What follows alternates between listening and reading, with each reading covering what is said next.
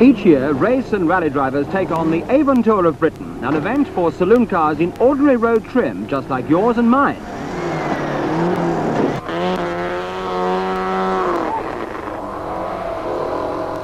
Experienced rally driver Brian Culcheth finds the stages very much to his liking. He's among the quickest on this one.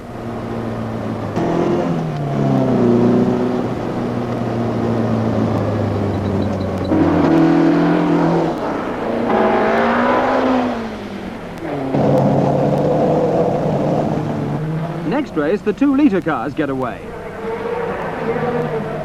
Alec Poole leads Culcheth's Triumph and Colin Vandervelde's Escort. Further back, Norwegian rally driver Walter Jensen gets confused about the route.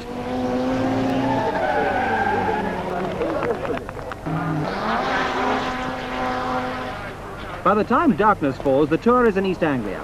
No rest for the drivers here, with 2 night special stages and racing at Snetterton. Night racing in Britain is unique to the Avon Motor Tour, making it a real endurance event not only for the cars, but for the crews. Tony Pond dominates the night's competition.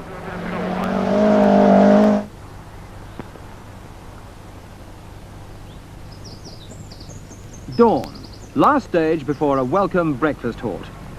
Gordon Spice, after his first experience of night rallying, is especially glad to see daylight again. Are you looking forward to the rest of the event? Yep. Try and suck it to him. How are you feeling, Wendy?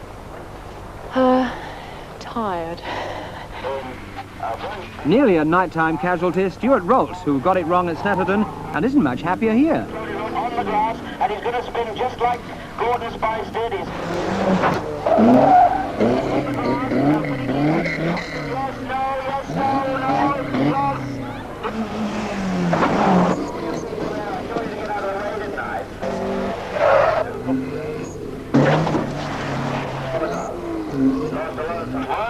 After all that, Tony Pond shows them how it ought to be done.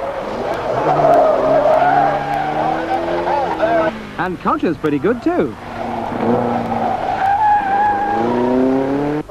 Gethin Jones would obviously rather have a bit on the side.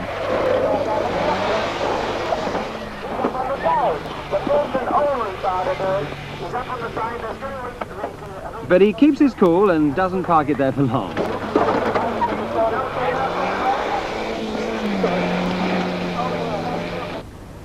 On through holiday traffic and Saturday shoppers to the next series of races at Alton Park in the broiling August heat. Brian Culcheth, still second behind Tony Pond, but with Colin Vandervelde a close third, sees Alton Park as crucial to his chances. Everyone's got to survive this one to be in with a chance now. What are your tactics going to be? Well, I just want to stay with this fella on the left. What about this one? Well, no, he's got to have some problem or something wrong with his car for us to catch him, so rather than get involved with a fight, I will just play the old cunning fox and stay cool. Tomorrow we will consolidate our position more with the stages in Wales, so there's no point in going totally bananas here.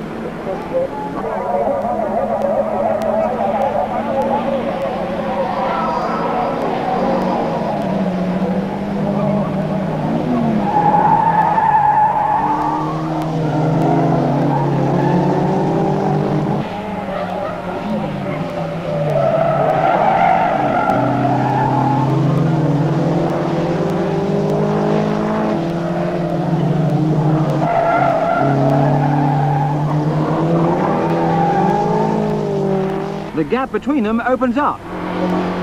And now nothing can stop Pond from winning to consolidate his lead before the 2 fast Epid stages where rally experience will count.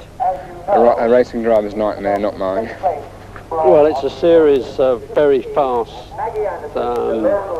tarmac with a lot of brows which are blind, and if you know them they're 100 miles an hour, if you don't know them they're 50, and it's all on sort of knowledge. You know, we've been rallying there for years, I do know it quite well, and we're going to go pretty hard in Wales. I just don't see a racing driver beating me there. Despite the speed of Unette and Tony Pond, it's the more experienced rallyman Brian Culcheth who's quickest over these 2 stages. Well, we took 19 seconds off a Pond on the first one, and I think he must have realised that and tried a bit hard on the second one, and I think he's got a few problems with his car now. And there was a bit of a bad jump on Epping, and we caught it slightly wrong, and the engine went down on the cross member, and it didn't do an awful lot of damage, but it sheared an oil pipe which caught a light on the finishing line. So it all looked pretty hairy, but it wasn't too bad. I mean, they were just praying now. I mean, he's still got a very commanding lead. I mean, he's got to have problems in this race for us to still win, but you know, maybe he has got enough problems for us to pull it off. And the race in question, the final one of the tour, is at Mallory Park, Leicestershire. Culcheth takes the lead, but Pond stays right up his exhaust pipe.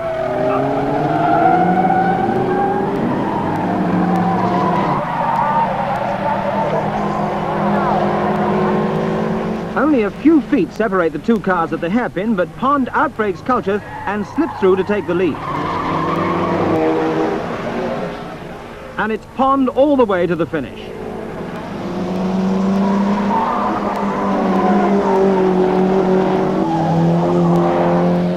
A disappointed Culcheth is second. Oh, that's the story of the rally, wasn't it? Just not quite. It was good fun, and well, second is better than not at all, eh? So, overall victory for Tony Pond's Escort, and the rally drivers have done it again.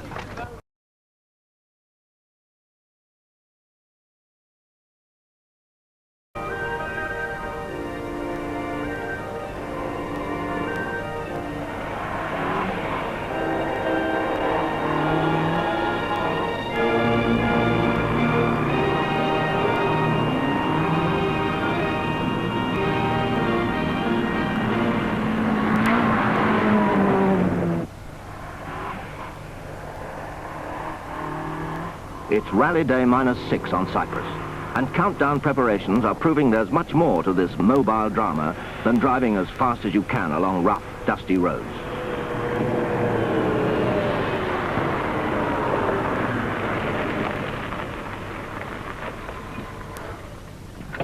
Johnson and I will really have to do our homework, because this year the rally will be won and lost on the special stages. Before the thrills come the skills involving drivers, navigators and maps. The recce, in fact.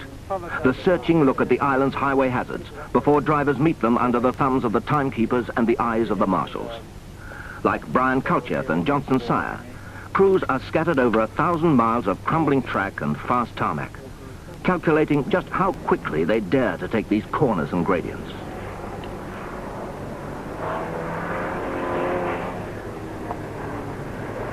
And fast K-lift of a crest. And caution fast right, 50. Mundane paperwork before a rally is essential. During the recce, a driver, alert to every detail of road surface, terrain, visibility and gradient, dictates hundreds of pages of pace notes. A cool schedule, revealing as much about the driver's own skill and nerve as the guts of his car. Fast left, 50. Reading these back during the rally, the navigator talks his driver around the course almost non-stop for more than 30 hours. Left.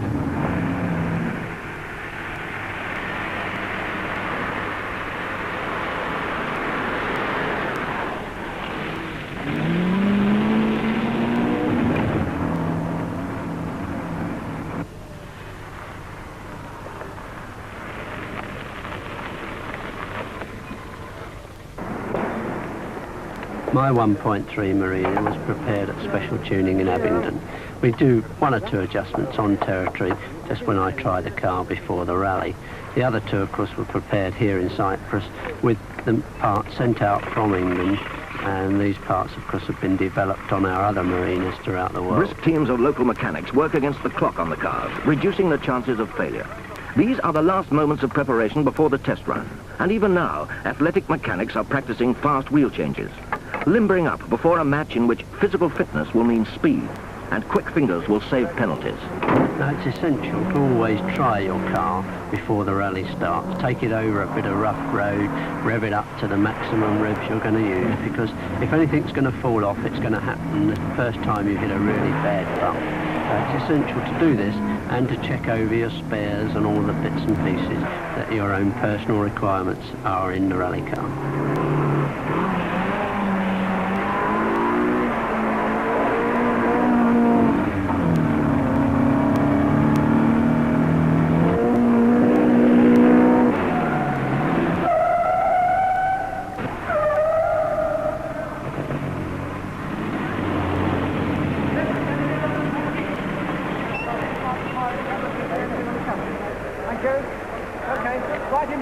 Rally day -1, and the scrutineers ensure drivers can steer, stop, and see where they're going during long hours of night driving.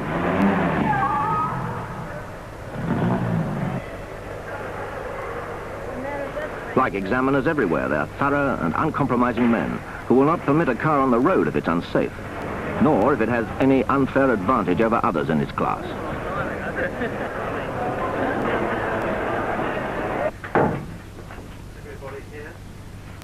During the recce, you pick out a number of points which are suitable for servicing, and it's up to somebody in the team to make a brief on where these points are going to be. This year there's much more emphasis on the changing of tyres, which we've never had here before, as there are special stages with tarmac surface and loose surface. So this year we'll be coming on and off of racing tyres, and we're now sort of having a briefing to familiarise everybody where these points are, not only for the tyres but refuelling, etc. 6 MS tyres. Well, here in the Nicosia Stadium, the sun is beating down already out of a cloudless blue sky. The cars, we believe there are 81 of them who will... The 36 hours of rallying will be covered by a team of commentators from British Forces Broadcasting Service, Cyprus. You can think of. The people are beginning to come in and fill up the terraces away to our right, and already a group of officials are gathering around the start because it is just 15 minutes to be off for the third Cyprus International Rally.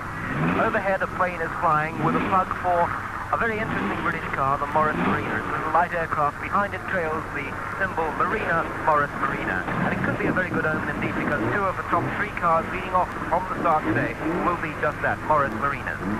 In 1970, we had an event here which was won by Zachariades in a Fiat 125, with Elena and Fisher helping him through that particular race. And the interesting thing here was that Brian Culcheth and Johnson Tyre were second that year in their Triumph 2.5.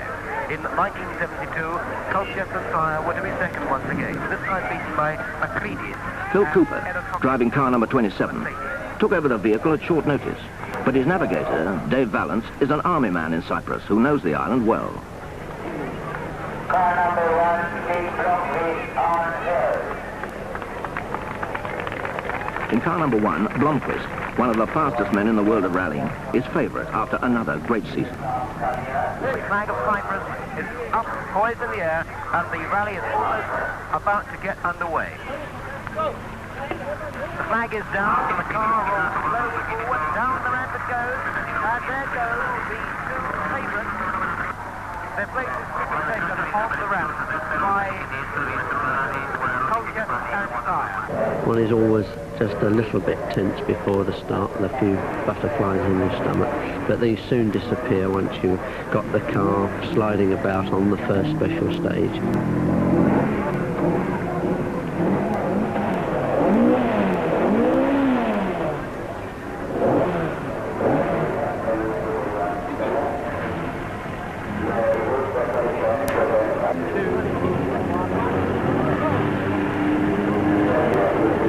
Slater and Lytton, the Marina second string, nearly forget the vital time card which will record their progress.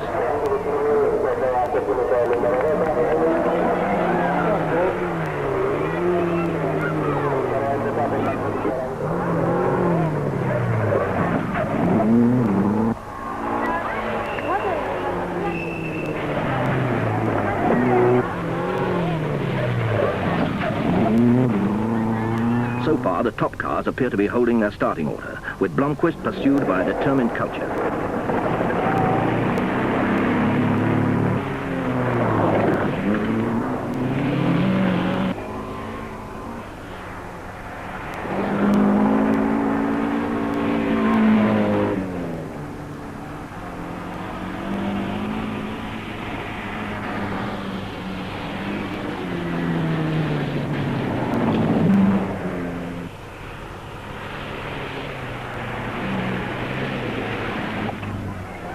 The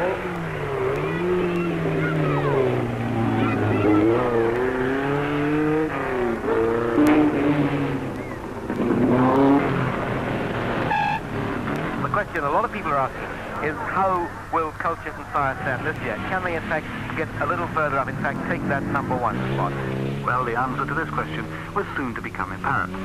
In fact, Culcheth was not to move further up. He suffered a puncture, the car slipped off the jack, and as a result, he suffered several penalty points, which put him further down the field. A Cyprus jinx has robbed Culcheth of wins twice before in the final 50 miles. Now, once again, bad luck puts him down the field.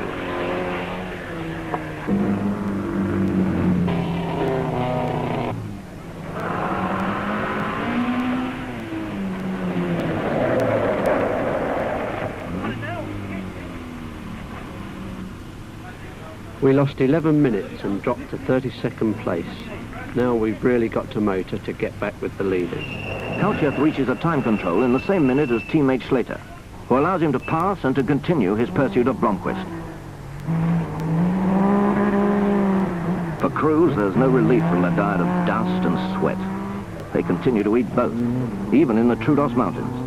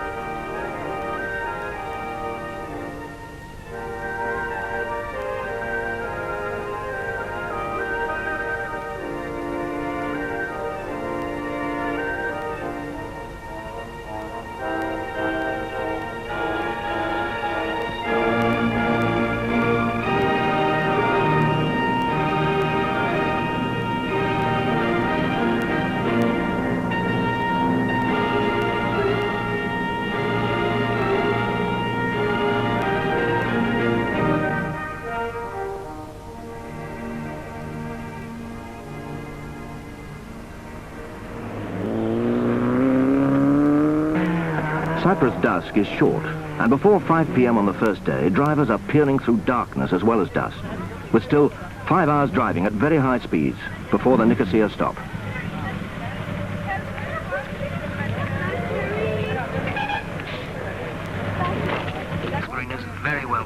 Cooper is lying 6th, and with an optimistic Culcheth still putting up a tremendous fight to make up the time he lost earlier. It looks good for Marina. I know there's a long way to go, and I know there's some very hard roads to drive tonight and tomorrow.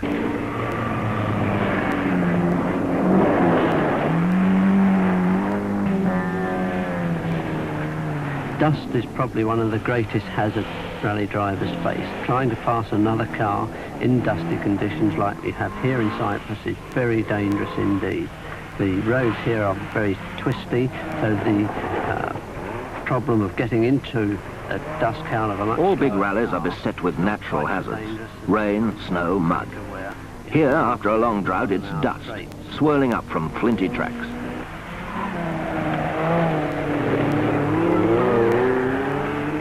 The Cyprus Rally now has one of the most efficient timing systems in the European calendar, with electronic clocks at each time checkpoint, all linked to a central computer. When navigators hand their time cards to the marshals, all the information is recorded instantaneously.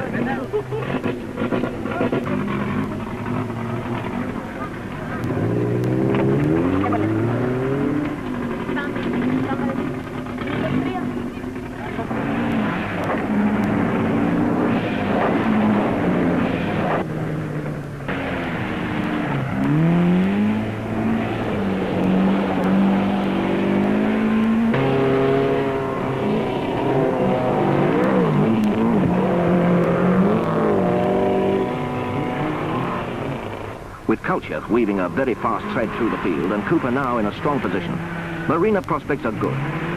Neither car has had a spanner near it, and both are responding beautifully to the driver's needs.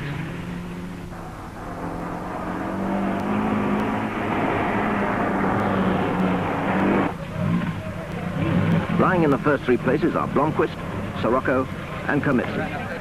And after determined performances by both Culcheth and Cooper, the Marina team are happy to anticipate a class win and a class award.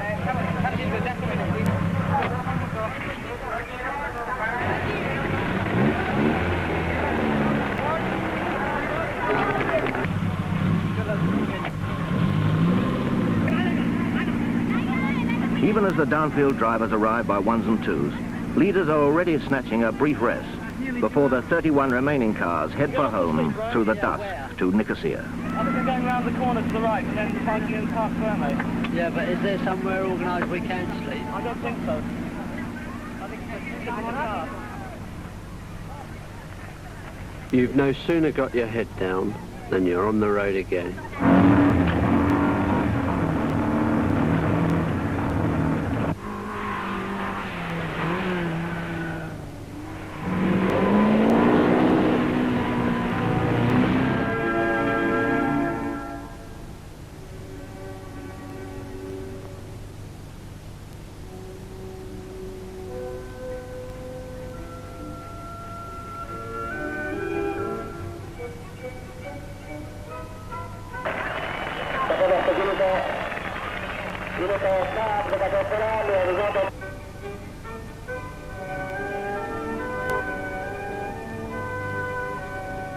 Ken? Yes. Congratulations. Thank you. Thank you very much.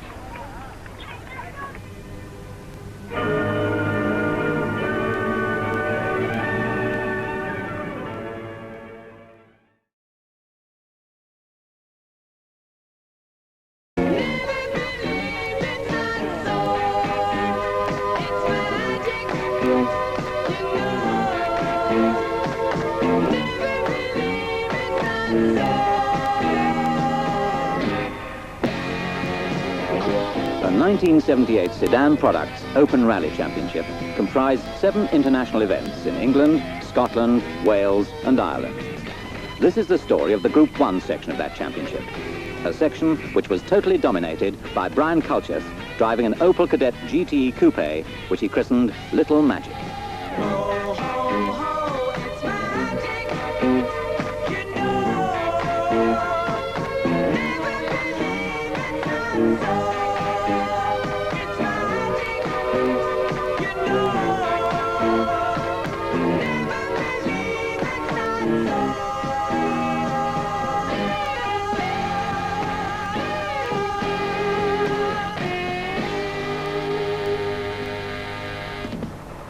I'd been with British Leyland for over 10 years, but towards the end the cars had become very unreliable and I was looking for a change. Opel came up with a very attractive offer, which was to try and win the Group 1 section of the Sedan Open series, and with the prospect of some development with new cars in the 1980s. The championship itself started way back in February with the Mintex, and this was to prove the toughest battle of the year. The Group 1 Kadett had had very little development in my own hands, and I'd only made a couple of changes before the event. but these proved good enough, and we were able to win by just 40 seconds and go to the Circuit of Ireland as championship leaders. I hadn't been to Ireland for something like 12 years before this event, so I was totally unfamiliar with the terrain. I thought that on the tarmac roads, the more powerful cars would be almost impossible to beat in a Group 1 car, but it turned out for the majority of the event we were leading most of the Porsches.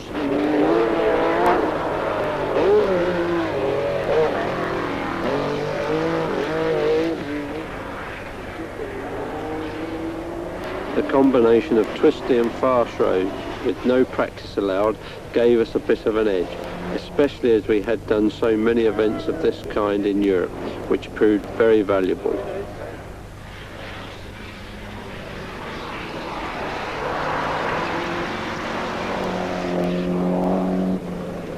Our main rivals for Group 1 were pretty much the same bunch all year. On the circuit, Henry Unurieta was second again with his RS 2000 Escort.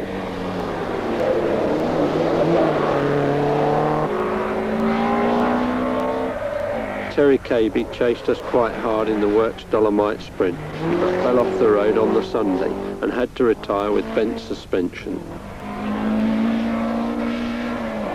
One man we saw in Ireland was John Lyons in one of the old shape RS 2000s. He had a lot of trouble with a misfiring engine and tried very hard to catch up.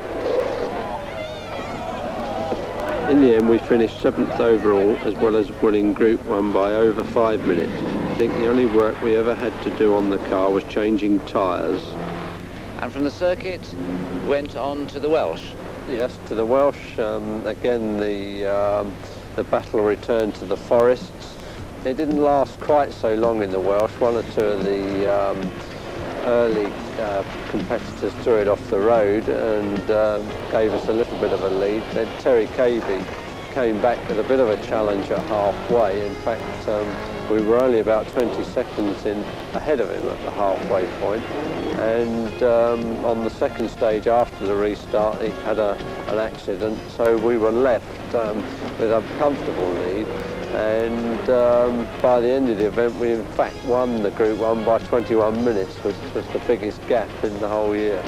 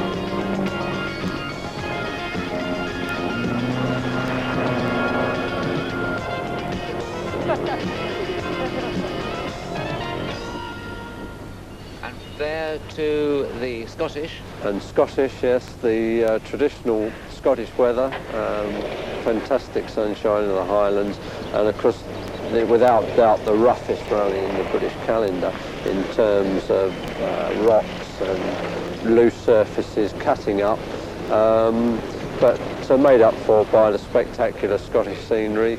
There we had a surprising challenge from Ivor Clark in the lower 1600cc class in the Group 1 Avenger, and Ivor in fact managed to keep ahead of Arietta and KB for the majority of the event, and he in fact finished second to us, some 5 or 6 minutes adrift, but it was interesting that he could beat the other 2-litre cars.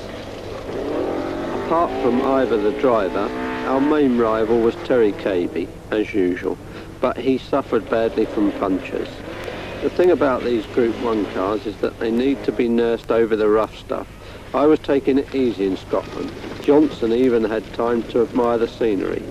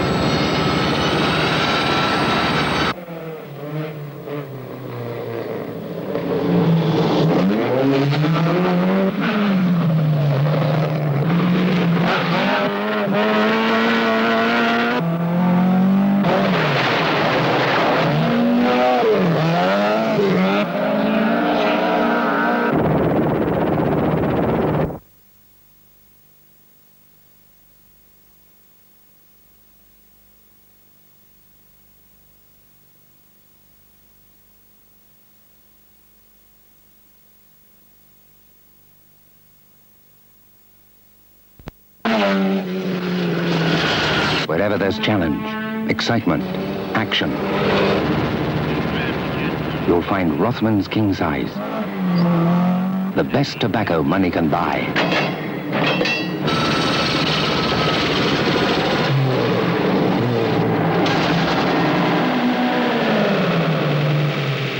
Rothmans, world leader.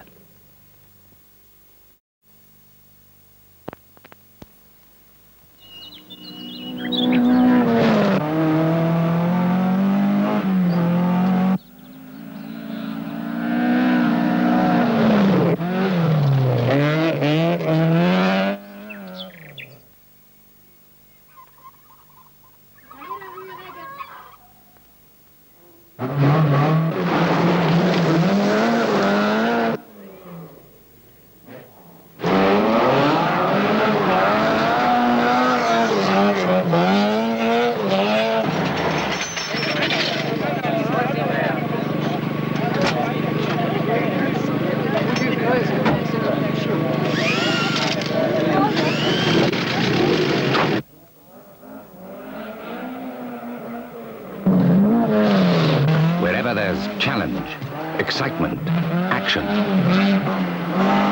you'll find Rothmans King Size.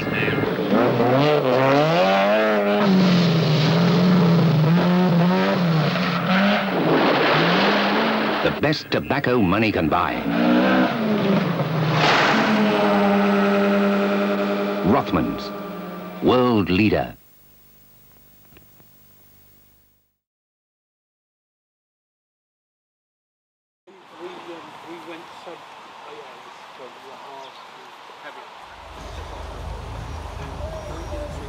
The Dolomite Sprint eventually got homologated in 1974, and this was one of my first events in the Tour of Britain in '74. And this isn't me, this is Pat Ryan, who came into the team because this was the time we started to rally the TR7.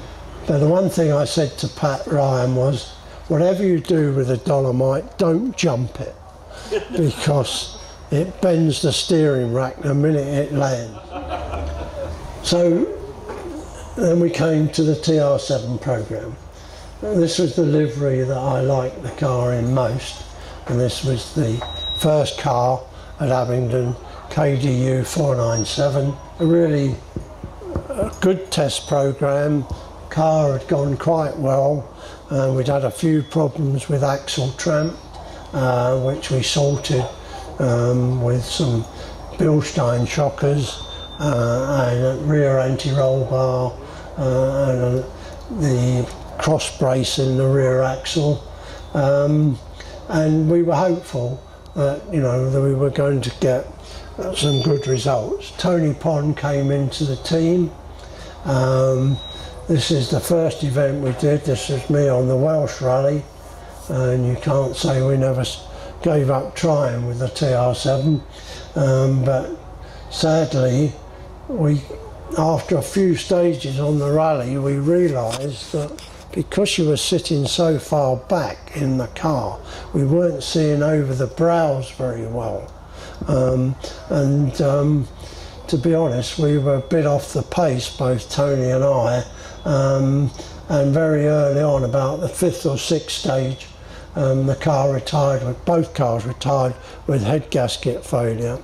And this was very frustrating because we'd had head gasket problem with the Dolomite Sprint, and because these TRs had the 16-valve Dolomite Sprint engine in.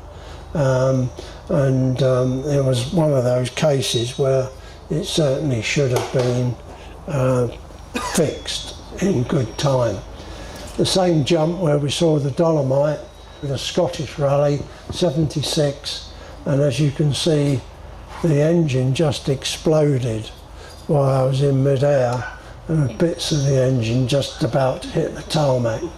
So 2 rallies down, two failures. We then went to the Isle of Man, and this was the first time the car showed any promise, really, on tarmac with pace notes, so we knew exactly where we were going. And this was the first time the car had ever made fastest time on a special stage, and this is me on the first stage, as you can see, trying quite hard. None of us realised that this fantastic era would be relived, and here I am 37 years later still talking about that era. And this is another John Clancy picture, which John has been a great supporter of my retirement and gets me out on these occasions.